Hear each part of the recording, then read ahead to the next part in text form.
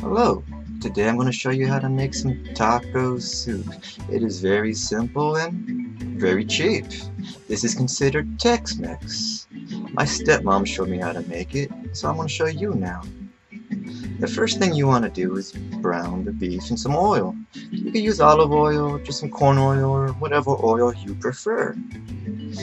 Now I do wish I waited for the beef to get to room temperature before I started cooking it because it took a little too long for it to heat up, but I'm impatient. As you can see, it's browning up nicely now.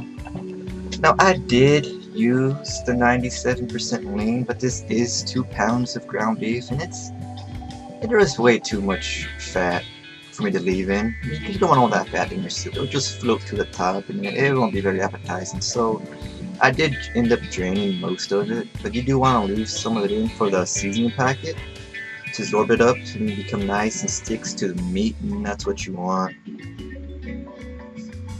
As you can see, it's coming out round nicely. See, look at that, you can see the grease. It's way too much.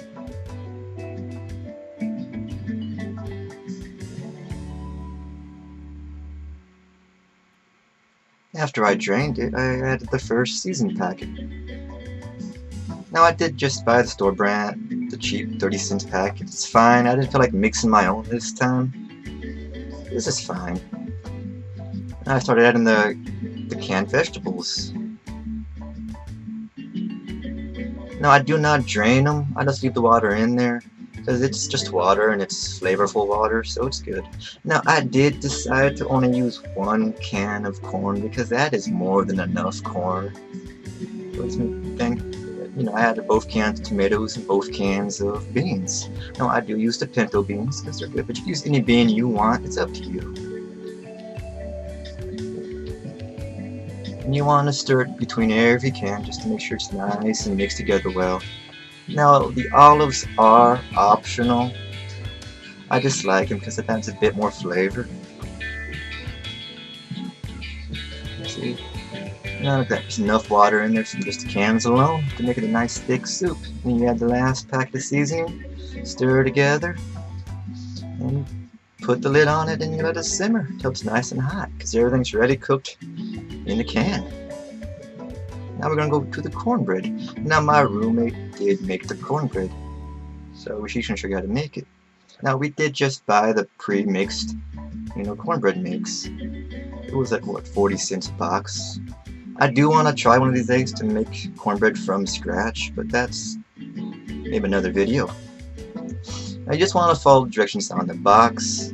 Now we did substitute milk for cultured buttered milk because the buttermilk has more acid in it, so it reacts better with the baking powder and baking soda, so you get this nice lift, and it keeps the cornbread, and the buttermilk keeps the cornbread a lot more moist, which is what you really want in a good bread like this. So just stir it all up. There will be lumps, that's fine. Just make sure it's nice and well stirred. Then you grab your pan, grease your pan. Now we just use the spray can, it's fine. You can use stick butter and rub it all over if you want, or it's up to you. And let's pour it in there. Now we put it in the oven for 25 minutes at 400 degrees, and it came out nice. Now she is trying to get most of it in there. She doesn't want to waste any of it because, why waste food? And when the cornbread is done cooking, you want to test it with your cake tester. Make sure it's done all the way before you cut into it. Now you do want to let it cool down before you cut it too. And there it is, cut and ready to be plated. And you just pour the soup right over it, and the cornbread will absorb up all that water and become really, really good. Thank you for watching, and I hope you enjoy the meal. Have a lovely day.